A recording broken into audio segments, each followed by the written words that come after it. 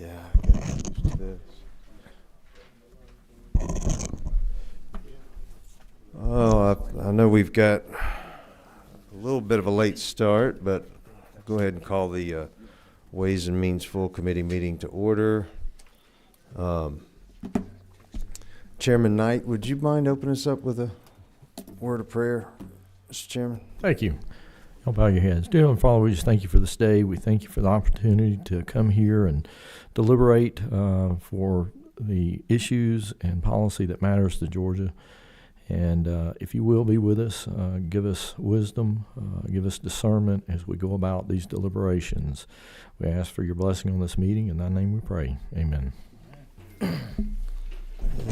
Thank you, Chairman. As you notice, that some of the changes in the bill that we passed out and was recommitted per our request to Senate Bill 349 has been put out in front of you. I'm going to let that sit there while we go through these next two, and then we can try to discuss it a little bit further. Senate Bill 344 has been replaced with language regarding our income tax exemption for rural broadband, and I'm going to let Chair Lady Camp explain SB 344, the substitute. Thank you so much, Mr. Chairman. All right, so you heard this a lot before. SB 344 is now what was HB 814, and what it allows for is starting on January 1st, 2024, going through 2029, so it does have a sunset. Funds that come into our state for broadband equity access and deployment program, and also ARPA funds that are going to be directed towards broadband, will not be subject to income tax, state income tax. And Mr. Chairman, that's the crux of the bill. It is not going retroactively on line 17 and 18. This is something that was a Senate change that we're going to stay with, but it's basically moving forward from July 1, 2024 moving forward.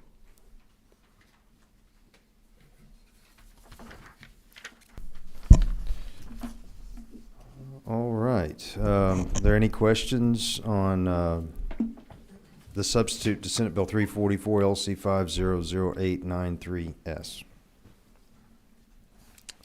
Don't see any questions. What's the will of the committee? Move to pass, and we have a second. Is there any further discussion?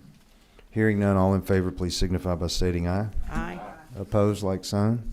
All right, bill passes. Moving on to Senate Bill 496, and I would add that the authors of these two bills graciously have allowed these changes to be made. So we did tell them they were not required to be with us today, and we appreciate them working with us. Senate Bill 496 has provisions from let's see, Chair Lady Houston and Representative Buckner / Chairman Stevens' bill, and I believe you're going to speak to those, Representative Buckner.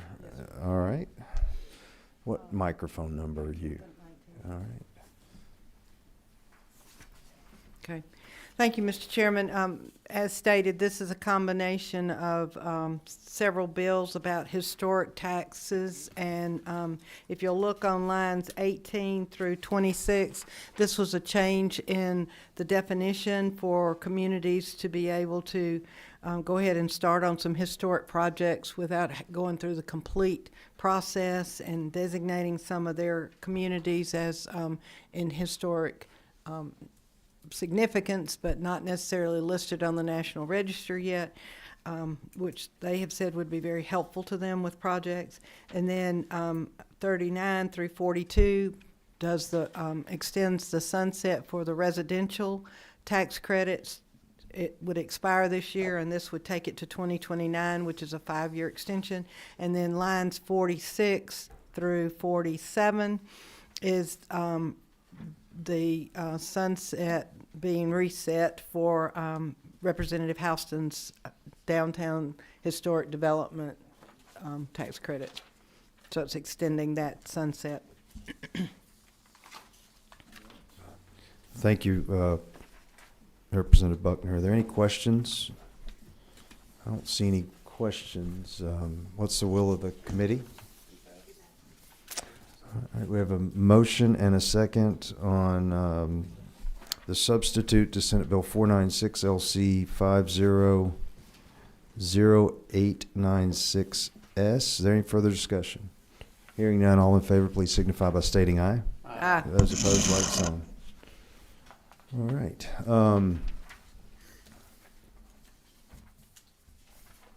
I am going to, if you will, hand the microphone over to Vice Chairman Crow, and I'm going to try to go down and talk a little bit about this substitute on SB 349 and try to answer any questions.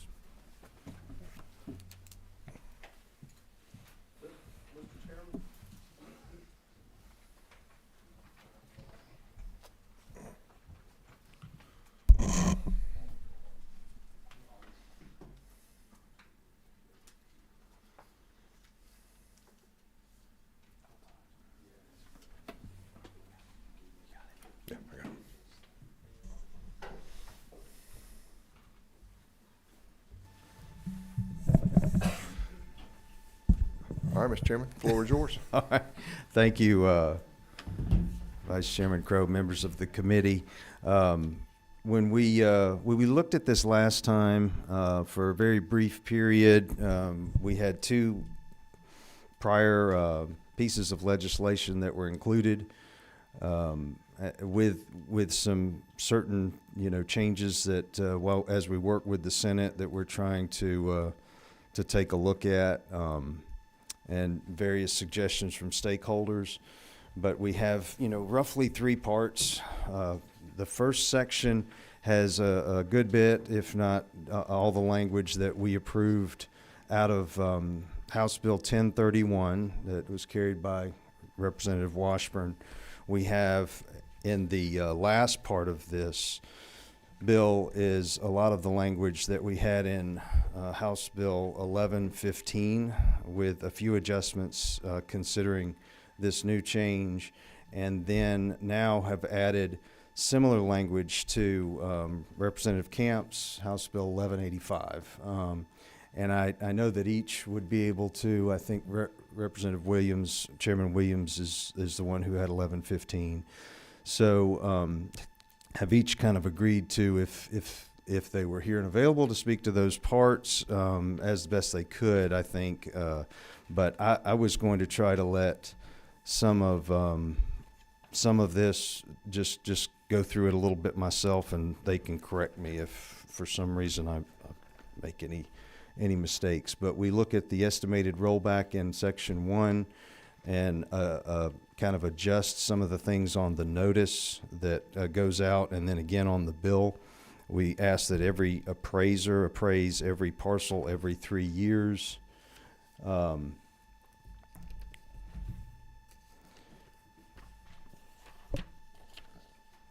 Continuing forward, if you have neither of the taxpayer nor an agent on page 9 is in attendance as they look at this appeal, and with regard to moving forward to Superior Court, then the 85% becomes 100%.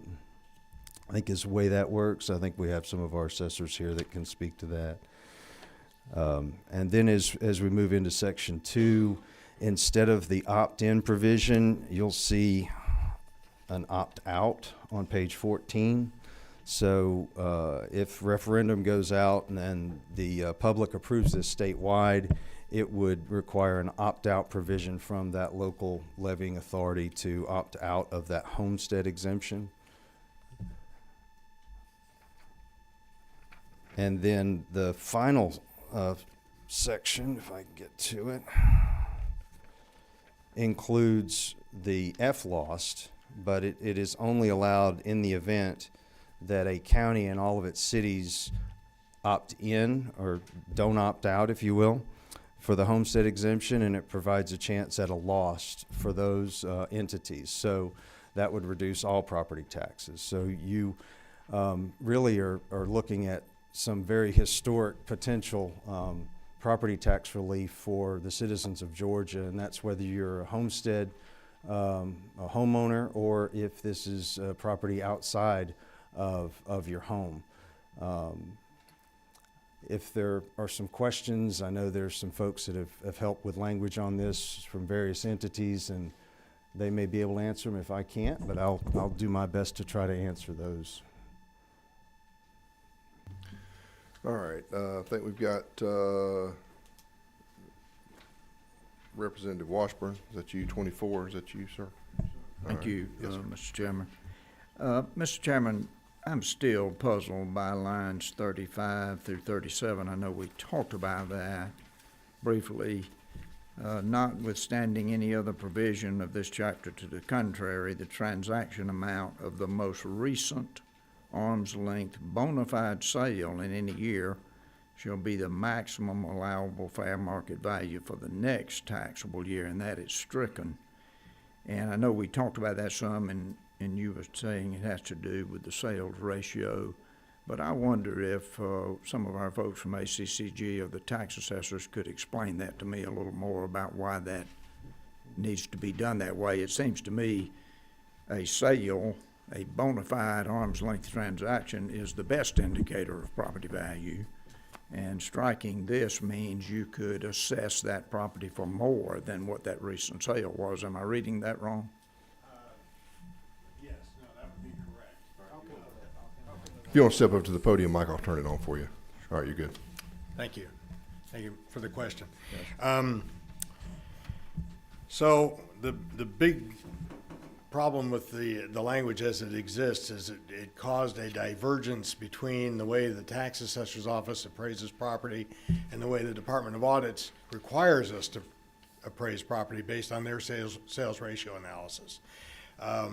By freezing those values no higher than the sale price, it's an artificial cap and for all purposes. So if you've got a sale that occurred in January of the prior year, and then as you trend through the year, you get more sales, more than likely you're capping those sales earlier than in the year. The audit department looks at that as an artificial valuation. They cannot utilize that. So then they turn around and do a look forward. Well, what that's causing to happen is that they're forcing the assessor's offices to trend their values more toward the end of the year, and it becomes a more aggressive stance for the tax assessors. More appeals, more taxpayer agitation, and we're left with nothing more than saying, well, the audit department's requiring that we do this. By taking that provision out, it would allow us to relax that a little bit, and the audits would end up using the same data that we use to see if we're still, if we're in compliance. So we had some other language that had been floating around in some of these bills that had the effect that we were looking for, but the audit department did not like it. This was our compromise. This is what both sides agreed to. And if I'm correct in this, the problem we were trying to solve is that 117 counties fell out of compliance because they had kept property taxes too low. Yes, Chairman. Yes. Our assessment's too low, I Yeah, guess. according to the audit department. Now, we said our internal numbers look fine, but the audit department said no. Based on the compliance Yeah, they test. said we're too low, right. Well, thank you, but within all due respect, I find the term artificial to a bona fide arm's length transaction to be a strange term. If a sale occurred and it's arm's length and it's bona fide, that's an indicator. I'm a great believer in the market putting the value on the properties, and so I'm still puzzled about that. I do understand the explanation about future sales. If we're in a really radically uptrending market in terms of prices just increasing dramatically, that may give some problem with that ratio, but I'm still puzzled about striking language that says you can't use a bona fide sale to put a value on real estate. That is- or you're not required to do that. That's their policy. That's the way they've interpreted the law, and we've just got to try to abide by it. But the result is in order for us to pass these ratio studies, is we'd have to be a lot more aggressive, and we'd end up overriding all our values to the sale price, because in order to be aggressive, you're going to exceed the sale price over and over and over again.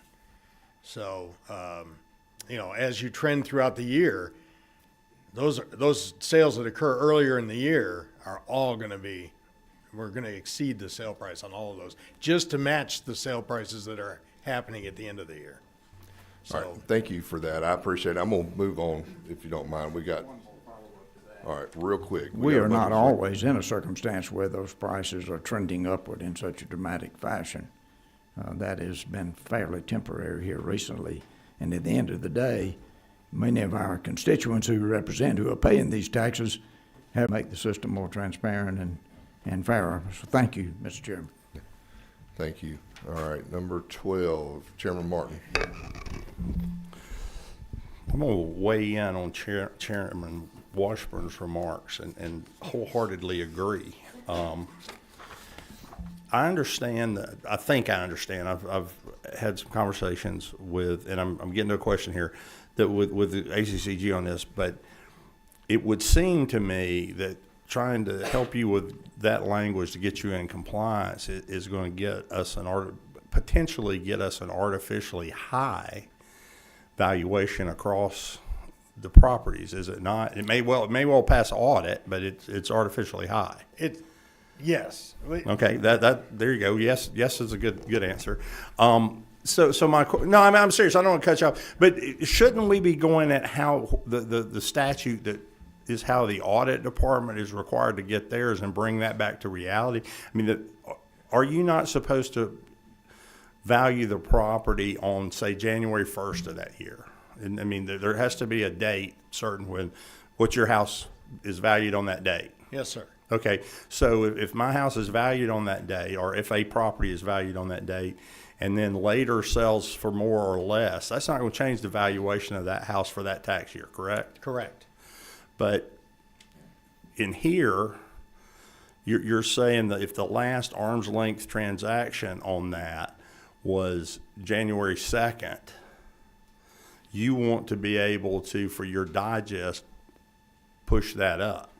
That's what audits is currently requiring. Again, I have great respect for Mr. Griffin and audits, but I would question, why aren't we looking at the statute by which you're trying to get your tax digest for January 1st, 2024.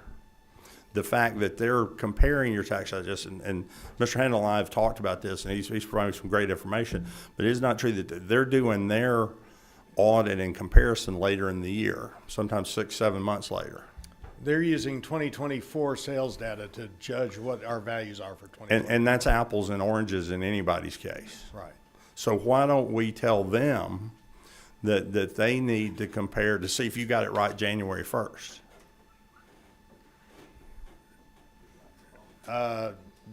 Well, we've been going around and around with these types of ideas. We've submitted a lot of ideas along those lines that would change the entire methodology, force them to adopt a better methodology that would be more lenient on the tax assessors. That's not where we're at today. Okay. I think maybe, Chairman Martin, another thing to, as you look at what, and probably as much, having talked to you about these homestead exemptions as anybody, but if you're implementing a homestead exemption where you've got a base year that you're locking in 2024 anyway, would that not have some overriding factor or impact here, or potentially? But anyway, just something to consider. No, I agree with the chairman. You're right on this, but I mean, you have to realize this law doesn't only affect people that have homestead exemption. There's a lot of people that have property that might have two properties in the state of Georgia, and they're not able to Sure. homestead the other one. So the value of the fact that somebody, I bought a property for X dollars in January, and then person on either side bought that for X plus 50% because Taylor Swift moved in down the road, it doesn't mean that my house is, necessarily, valuable to that. I mean, I agree with Representative Washburn on that. Is the best value is, I think, fair market value is a willing buyer and a willing seller. And I've always taken the point and been in the minority in doing so. If I'm not willing to sell my house, there is no willing seller. So the fair market value of my house is a bit undefined except for the last sale. But And frankly, I think Chairman Washburn answered that question very, very well in 1041. Isn't that the legislation that you put forward that that we lost some time on, but it's harder to explain to people a new idea like that, but had great promise based on I think what he was trying to accomplish along those lines, and that would do that for not just a year, but it would do it sort of indefinitely until the next purchase. Is that correct? Okay, thank you. I guess, Dante, you look like you had something to say about this before we move on. I got a lot of blinking lights, so we can kind of keep it quick. Okay. Thank you, Chairman Crow. Dante Handel with ACCG. Just a few comments I wanted to make on this. All property still valued as of January 1. The assessors are required to do that, whether that sale price gets capped for the next year or not. Still required to set that value as of January 1. But what the language that we're looking at on those lines does is it introduces sales in the study that we're not going to hit that 40 ratio on. They're going to come in below 40. And so the only way to make up ground on those would be to overvalue other properties, homestead or non-homesteaded properties, to try and hit a moving target that we can't know. So in essence, if we were to move forward and unwind this language, it has two effects on the taxpayer. One, it's going to reduce pressure to increase the assessments, so helping to decrease assessed values. The second thing that it's going to do, because of that public utility penalty, where those 117 counties were below that 38 ratio, when that happens, the public utilities get a discount on their property taxes, and then that gets made up throughout the rest of the county through an increased millage rate. So it lowers assessed values, lowers millage rates. And I'd be glad to answer questions. Anything wrong with me? No. Okay, thank you. Yeah, I think the one thing we did discover this summer, talking about that with the sales ratio with the Chairman Washburn's committee, was that there's what's happening now is not good. Not comparing apples to apples, using different sets of sales data. So hopefully we can continue to work on that. Representative Fry, I think you were next. Thank you, Mr. Chair. I appreciate y'all trying to fix this, but I would feel very hesitant on voting to strike that sentence out, because it does not take into account the fair market value. And I think I think the fair market value of a piece of property should be the maximum it could be assessed at. And I just can't say striking that and me voting for it like it is. And I might be totally wrong. I might need to see the math. I might not be picturing it in my head. But that sentence seems like a very dangerous sentence to mark out of a bill to me. Well, if it helps any, it was added by a senator several years ago. I'm good. Thank you for that levity, Mr. Chair. Certainly. All right, thank you, Representative Fry. Chairman Knight. This has been a contentious issue for, I think, a lot of years, as far as how the ratio in the Department of Audits, again, calculates versus the difference from what you're saying here. I'll agree with the comments that we need to go back to what is the authority and go back to the legislation by which the Department of Audits does its ratios and how their calculation is. I'll also, I don't know how many are in this committee, and I'm not sure if my friend was there, but we years and years ago had the Department of Audits come in and talk about this. One of the issues was, what if you had a house that sold on January the 2nd? Would that not be a reflective of the fair market value of January 1? And if I recall correctly, they were saying any sales after January 1 did not count whatsoever. So my point of saying that is that historically, there's been disagreements about how you should come up with fair market value, and I think that needs to be looked at as this body, or particularly this committee, goes forward in the future. One of the things that might be worth considering that we, put forward, but apparently it has to be changed in a number of places according to audits, was if you move just that January 1 look back to December 31, and you're only moving it a day, but you're actually adjusting the year, so that the study that goes along with the equalization regarding the schools could be applied from the prior year instead of that forward year. Anyway, I think Senate Finance, Vice Chairman, has started, and I know a number of people want to be in there, including me. So why don't we just let everybody take a look at this? We'll get back together and see what the will of the committee is. All right, we have one more question from Chairman Parsons, I believe. You wave? Okay, all right, then we will digest this a little bit and then get back to it and move on to there. Is there anything else, Mr. Chairman, or you want to adjourn? Anything else to take up? You have the all right. you have the chair. It looks like we finished our business for today, so we'll adjourn.